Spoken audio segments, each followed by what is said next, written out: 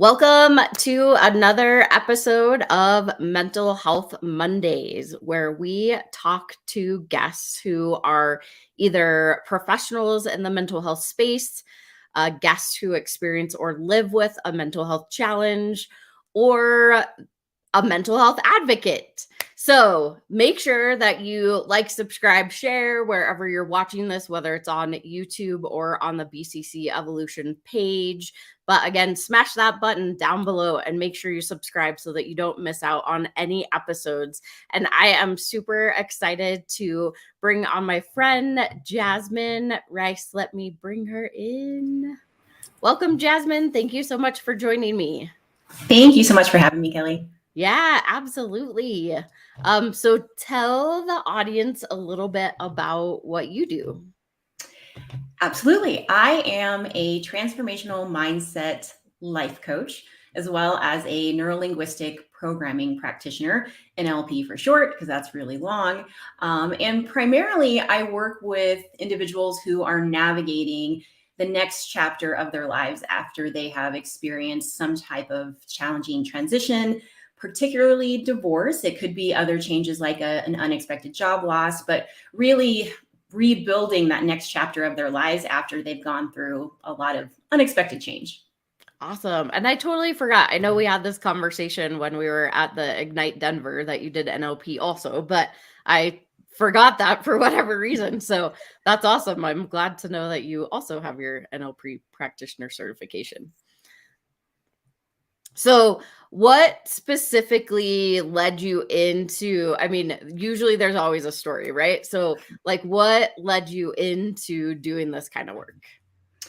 Well, we can go back to when I went to college. I wanted to be a psychologist. That was my plan. I do have a bachelor's of arts in psychology, and my plan was I was going to get my master's, and I really wanted to be a clinical psychologist. Life led me down a different path. I started working for a nonprofit organization and was really, really passionate about it, and I loved what I did. And so I didn't go back to school at that time, and I was in the nonprofit world for about 18 years. And when my divorce happened, it was very sudden. I was with my ex for 23 years, 14 years married. So unexpected divorce happened. And then very shortly after, I lost my job, and I had been with this company for 13 years. So all of that happening at once allowed me to kind of go back and really look at what it was I wanted to be doing. And I wasn't at a place where I wanted to go back and get my master's and go into clinical psychology, but I had used life coaches in my life off and on different times. And I had also started a blog when I was going through my divorce, and I had a positive response from that. So I really wanted to take that to the next level. And that's when I started getting my certifications for life coaching and NLP, so I could really help other people the way that I wish I would have had that support when I was going through my divorce and my job loss. That's awesome. I mean, it's always, I went to college also, but I did communications and then a minor in psychology. And then I have thought more recently about getting my master's, but I'm like, man, I mean, I know it's just another certification, but it's like, do I really need to add another certification on another certification and so on? So yeah. And fitting in the time, I thought about that too. I'm like, when am I going to find the time when I'm starting my new business to do that? But it's not off the table. I've still considered going back and doing that. But right now, I like the progression that I've made in my company and what I'm doing right now, and adding in different events and working with different people. And so right now, I feel like this is a good path. Nice. That's awesome. Yeah, it's never too late, right? And with Right. the world as it is today, everything is virtual. So you can pretty much go to college virtually now. So Exactly. there's that. And I know so Jasmine and I both did Ignite Denver a couple months ago, which is it's like a speech that's 5 minutes long. We get 20 slides, and you brought up like you did a lot of man, my brain is like not It's come Monday. on. Yeah, It's right. Like normally I have the sinuses going on today and my brain's like so cloudy. But you talked about life's recipes. Yes. That's what I was like, it's coming, it's coming. So tell me a little bit, and I know that your book is also called Life's Recipes. So tell me a little bit about that. Yeah. So during the early part of my divorce, I was obsessed with figuring out how to really move on to this next step of my life. And I was Googling how to get over a divorce. I was reading 7 million different self-help books and listening to blogs. And I, I was getting frustrated because I felt like they were contradicting themselves. I would read one book and I thought, these are some great tools, but I might not agree with everything that was in that book. And then I would read a different book and it would tell me I needed to do these different things. And so I began to get frustrated because I wanted one of these books just to tell me what to do. And it was after processing for, several months, me realizing that it was up to me to pick and choose what was going to work for me. And so these top 10 tips might work for somebody else, but maybe only 2 of them are going to work for me, and that's okay. And so it was when I realized that I could pick and choose and kind of, again, create my own recipe for healing after divorce. That's when I noticed some momentum in my mindset and being able to actually see those changes happen. Yeah, I mean, that's so important too. I think just in life in general, right? Is Mhm. like we can be open to being able to pick and choose, and just because somebody's experience is, you feel like it may be like the best way, right? It may not be the best for you. So that's awesome that you acknowledge that, hey, some of these might work for me and some of them might not. And then you wrote a book that is all about, hey, pick your life's choices, right? So Yes, yes. And in my book, really, I mean, it is titled Create Your Own Life Recipe After Divorce, but it can be applied to other challenging things that you might be facing in life. Because when I was going through my divorce, then I had my job loss on top of it. So a lot of the techniques that I applied were similar to overcoming the divorce and moving on past a job that I loved and I had had part of my life for 13 years. And so at the end of each chapter in my book, there's an activity for you to kind of put together what's going to work for you. Or does this chapter resonate with you? Maybe it doesn't. Maybe this chapter does. And I mean, it really is like a recipe. Everybody likes different types of food. And, some people like nuts in their chocolate chip cookies and other people don't. And so it's really making a recipe that works for you and then tweaking it along the way, because we're not the same people today that we're going to be in the next 5 years. And so you have to be able to keep evolving and pivoting and changing as you're moving forward. yeah, the the thing that, it's like a random thought that popped in my head, but your taste buds, they say, change every 7 years. So it could definitely be something like that too, talking about food That's in right. general, right? Like your mindset shifts more than really your taste buds, but yeah, you can like reset your whole entire body every 7 years potentially. And so that's awesome that it's just, pick and choose. The saying that pops in my head is pick and choose your battles, right? Like pick Right. and choose what information you want to consume or that's going to be useful for you at those moments. And then from there, I mean, yeah, you create your own life recipe. Nobody can tell you how to do it. And I talk a lot about that with grief, is there's no like one right way with grief, right? Everybody is going to experience it differently. And just because there's these steps that people talk about does not mean that you're going to go through them linearly.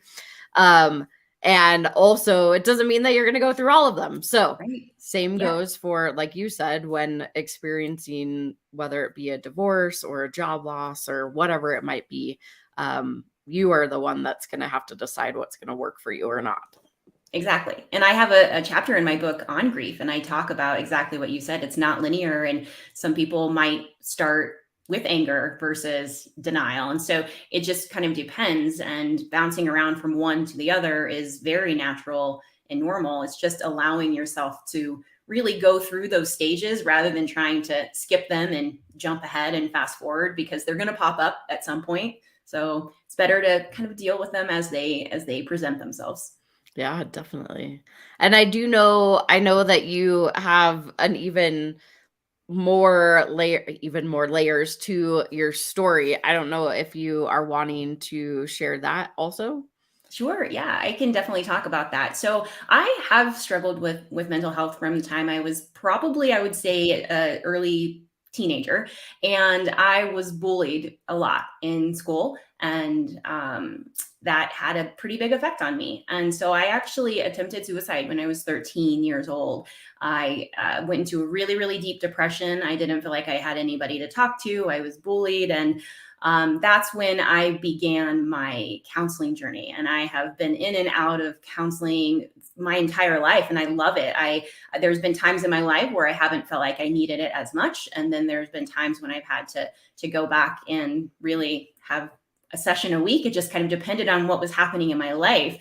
And so I have struggled off and on, through my life with having bouts of depression. I have family history of that. And but I really have tried to utilize the counseling, the therapy, the life coaching, doing that personal work on myself to keep moving forward. When I had my divorce happened, I got into a really, really dark place. That was probably the deepest depression I had been in a really, really long time. And I utilized the National Suicide Hotline at that time. And I was having bad thoughts. I didn't really know if I wanted to be here anymore. And I would highly, highly recommend anyone who's just struggling to utilize that, because even if it's not suicidal thoughts you're having, they are there to talk to you, and it's 24 hours. And even if you just need somebody to talk to because none of your friends are picking up the phone, there's somebody always out there that can just talk you through it. And that conversation I had that night was amazing. It was a really, really wonderful experience for me because it calmed me down. And no, it didn't, take away my depression at that moment, but it really helped me. And so I always encourage people, if they're struggling or if they know somebody struggling, there's free resources out there for them. Wow. Well, thank you for sharing that. I really appreciate it. And I mean, I think it's just so important to talk about, suicide in general. Like, suicidal thoughts are getting younger and younger and younger. And I know, at least in Colorado, suicide is the first now leading cause of death for ages 10 to 14. And so it really truly is something that we need to talk about and have the conversations. And then I'm so glad that you had a good experience with the National Suicide Hotline. I've heard both sides of it, and I think it just depends on the situation, right? Like, if you're calling yourself, like, they are there to help you, and they're really there to give you more resources and or connect you with a professional that can help you in those moments, right? Like, they have a ton of calls that come into them on a daily basis, and so they have to find a way to be able to weed through them, whether it is really a crisis or a non-crisis. And so I'm glad that you had a good experience, and that is definitely a number that I always give out too. So thank you so much for sharing. So I am curious I know you talked about therapy, like, is something that you got in from a young age, and it's something that you can continue to today. And now you have this NLP training.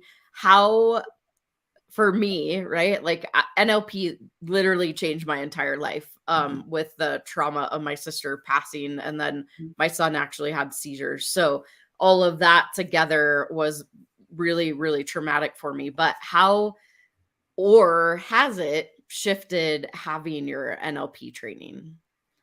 Well, I want to start with saying one of the things I talk about on my website and when people call me for just a discovery call is the difference between counseling and coaching. And there are definitely some crossovers between the two, but counseling is really for those people who have some trauma they still need to work through, the past, the present, and the future, where coaching is you've dealt with a lot of that trauma and you're at a place right now where you're ready to move forward, but you feel stuck. You want to put in the work, but you need someone to help you set some realistic goals to start moving forward. And so I believe in both. I do work with a life coach myself still, and I do still work with a therapist. I think that you can definitely work with both. But if you are at a place where there's still a lot of trauma, you need to heal that. A therapist or a coach or a counselor is going to be better for you at that time.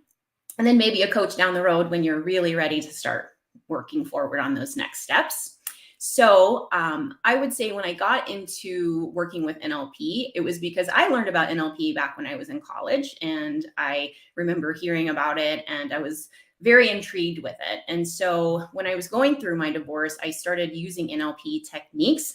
And there's, as you know, there are hundreds and hundreds different type of NLP techniques, and some are very specific for overcoming some trauma that you have dealt with. So PTSD or again, like even a divorce, that can be a very, very traumatic event. And so I started using those for myself and was so amazed with how they worked. I really wanted to get my certification in that because I'm a product of my product. I work with my clients on the things that I do myself on a daily basis. And I've had a really actually rough week myself. And I'm finding that myself, I am using these NLP techniques to help calm me down, help center me, help work on my mindset so I can keep moving forward. That's awesome. I I got my master practitioner certification last year, and I this year I'm going to get my training certification, but I also find that at times when I get really overwhelmed, I almost forget that I have the tools. So I love that the fact that, I think we unconsciously start to utilize them, Mhm. even though in my mind, I'm like, man, I help other people. Why can't I help myself? But in the background, right? Like it's doing what it needs to do at that moment. And I think that one, just talking about our stories is really important and can be healing. And then two, being able to have the different avenues of whether it be counseling or therapy or talking to a psychologist. Like there's so many different levels, or talking to a coach if that is a way that might be more helpful. So I love that you brought up both aspects because I think that both are good. And when anybody at least comes to me, those are the avenues that I go, right? Like, are you searching for somebody that can potentially take insurance? Or are you searching for somebody that, is more of in the coaching realm? So with that in mind, I would love to talk to you about other things too, but we'll talk about that later. So um any tips or tricks that you have gained throughout the past years that you want to share with the audience? I think self-care is really important. And I think just with this month being Mental Health Awareness Month, talking about self-care, I think that can get really overwhelming to people when they're struggling with a lot of things that are happening in their lives. Because if you Google care, a lot of the times the first things that pop up are, pictures of people going to the spa and getting a, pedicure and a manicure, which are wonderful ways of self-care. But self-care doesn't have to be something luxurious. Self-care can be those very, very simple things. If you're taking 5 minutes to yourself to go on a walk around the block and just deep breaths. I have a free self-care ebook that you can find on my website that the way that I approach that is for people who are navigating some challenging transitions in their life. So, for example, one of the chapters is exercise. Exercise is a really great form of self-care. I'm very, very active. That is my number one form of self-care. I think it really just calms me down. It releases endorphins. But that can be very overwhelming for someone who's struggling to just get out of bed in the morning. And so it could just mean that you're going to move your body. You're going to do some stretches that day. So it doesn't have to be overwhelming. So the idea is to incorporate self-care into your life on a daily basis that doesn't have to be overwhelming. It doesn't have to be, you're taking an hour of your time to do this or this. And so I think figuring out ways that you can practice self-care on a daily basis, it's really going to help keeping you move forward. And I know for me also going through my divorce in the beginning, and it was challenging for me to do those little things like get out of bed, but taking a shower, brushing my teeth, that's self-care. So pat yourself on the back, give yourself a round of applause if that's what you accomplished that day too. So I think the way that we view self-care, it's very different for everybody, but figuring out ways to incorporate into your life on a daily basis, I think is extremely important for your mental health. Yeah, that's a great point too, is it can be the small things. It doesn't have to be those like big lavish things. Even for me, just getting out of my house Yeah. at some point, like because I work from home and I'm constantly home, and then having the kids at home, right? So just exiting the house for me is what is my self-care too. So I love that you said acknowledging those small things, brushing your teeth. That's a hygiene. That's self-care, right? Exactly. Getting out of bed, walking around your house, whatever it might be. So make sure you take the time to acknowledge those small things. Yes. And so if people want to find you, where can they find you? The best way is just to visit my website, which is goodthingsaregonnacome.com, and a link to all my socials you can find there. The link to my free ebook, you can download that there on my website. There's also a link to my book. You can buy that on Amazon or Barnes and Noble, and more information on working with me. I do also post a blog that is just free content that I put out there for people. They usually are centered around personal growth, self-care, just some challenging times and how to kind of move forward with that as well. So that's goodthingsaregonnacome.com. Awesome. And I put all of the links in the comments below. So if you want to find Jasmine, there is all in below too. So any final thoughts? Well, I think this is how I usually end most of my interviews, is the same way I end my blogs. And the reason I say this is because when I was going through, actually even still when I go through challenging times in my life, I'm constantly telling myself, you got this. And if you actually tell yourself that out loud, you start to believe it. And so this is the way I end all my blogs. And I think it's really important to tell yourself each day that you got this. Awesome. Well, thank you so much for being my guest today. I really Thank you for having appreciate me. it. Yes. All right, y'all. That was another episode, an awesome episode of Mental Health Mondays, where we talk to professionals in the mental health world, guests who experience or live with a mental health challenge, or mental health advocates. And like Jasmine talks, self-care is so important. So go download her free ebook. That's awesome. And it will give you, maybe some of them will work for you, maybe some of them won't. And that's totally okay. You create your own life recipe, as Jasmine would say. And I want to let you all know, normally I end this by telling you about our mental health Warriors for Mental Health monthly donation, but we have an amazing event coming up on May 22nd. It is our annual MHSA, Mental Health Suicide Awareness Film Festival.